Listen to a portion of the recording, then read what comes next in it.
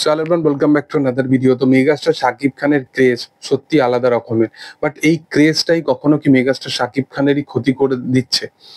আজকে কথা বলবো শাকিব খানের মানে শাকিব খানকে নিয়ে, এবং শাকিব খানের এমন একটা টপিক নিয়ে যেটা আমার মনে হয় যে যেটা নিয়ে একটুখানি কথা বলা উচিত। দেখো, শাকিব খানের অডিয়েন্স আছে, খুবই অর্গানিক, তার ফ্যান্স আছে, সেটা আমরা সকলেই জানি।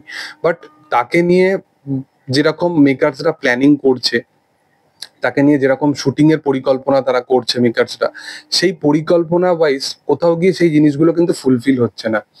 তার প্রিভিয়াস ছবি তাণ্ডব, সেখানের কিন্তু যেরকম শুটিং বা ক্লিপগুলো ভাইরাল হয়েছিল, সেগুলো অবশ্যই একটা খারাপ, সিনেমাটার জন্য একটা খারাপ, যে কোনো সিনেমার ক্লিপের জন্যই খারাপ। এটা একটা ব্যাপার। সেকেন্ডারি যদি তোমরা দেখো আর একটা জিনিস, যে মেগাস্টার শাকিব খান যেভাবে সিনেমাটাকে প্রিপেয়ার করে, তার যে ক্যারেক্টার প্রিপারেশন, সেটা কিন্তু অন্যান্য বাংলা অভিনেতা বা অন্যান্য বাংলা ইন্ডাস্ট্রির অভিনেতাদের মতো নয়, একদমই ডিফারেন্ট লেভেলের। এবং সে কিন্তু ক্যারেক্টার তৈরি করতে কিন্তু অনেক সময় নিয়ে তৈরি করে, এবং সেটা জাস্ট 1 মিনিটের মধ্যে, 1 নিমিষে কেউ একটা ফোনেতে ক্যাপচার করে সোশ্যাল মিডিয়াতে ছেড়ে দিল। সেই যে তার কষ্টটা, মেহনতটা, যেটা বড় পর্দার অডিয়েন্সের জন্য সে বানাচ্ছে, সেইটা কি আদৌ জাস্টিফাই হলো? এই যে এখন তার যে প্রিন্স নামে যে আপকামিং ছবিটা আসতে চলেছে, সেটা টাইটেল কার্ড তারা একটা প্ল্যানিং করেছিল, বাট আগেই নাম এসে গেছে প্রিন্স, মানে সেটা রিভিলড হয়ে গেছে চারিপাশে।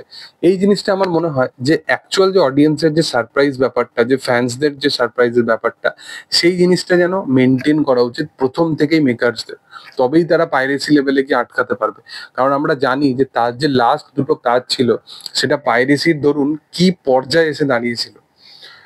সেখানে এত লটস অফ ক্যামিওস ছিল, তারপর ইন টার্মস অফ মেকিং কত বেটার ছিল, ভিজুয়ালি সিনেমাটা কতটা ভালো, সিনেমার প্লটটা খুব ইন্টারেস্টিং, সিনেমার টুইস্ট ভালোভাবে ওয়ার্ক করে, শাকিব খানকে দারুণভাবে প্রেজেন্ট করা হয়।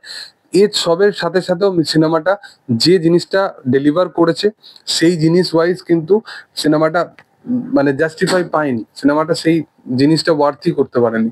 তো এই হচ্ছে ব্যাপার। আমার মনে হয় যে এই বিষয়গুলোর ওপর আমার মনে হয় যে শাকিব খানের যে সমস্ত অডিয়েন্স আছে, কিছু কিছু অডিয়েন্স আছে, তাদের ভাবনা চিন্তা করা উচিত যে বড় পর্দার জন্য যে জিনিসগুলো নিয়ে আসা, সেগুলো বড় স্ক্রিনে দেখতেই ভালো লাগে। আমার মনে হয় সেই বিষয়গুলোর উপর কিন্তু ভাবনা চিন্তা করা উচিত, এবং মেকার্সেরও সেইগুলোর উপর, বিষয়বস্তুর উপর ভাবনা চিন্তা করা উচিত।